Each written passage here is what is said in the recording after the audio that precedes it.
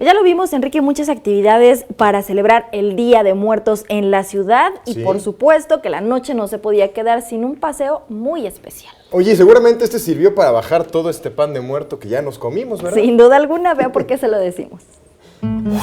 Se rompió el récord de asistencia en el paseo nocturno Noche de Muertos en Bicicleta Ciudad de México 2018, organizado por la Secretaría del Medio Ambiente. 145,000 personas de todas las edades, 3,000 más que el año pasado, recorrieron la ruta de 18 kilómetros desde Bosque de Chapultepec, Reforma y Monumento a la Revolución, parte de Bellas Artes hasta llegar al centro histórico. Fueron los kilómetros más divertidos de la temporada y se veían pasar bebés, mascotas, carriolas, personajes y hasta payasos fuera de serie.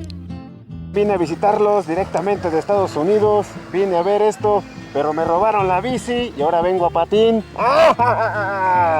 Muy bonita estas actividades que hace el gobierno de la Ciudad de México, ayuda a generar la convivencia en familia, aunque hubo lluvia, pudimos estar juntos. El más original que he visto pues ha sido como el de...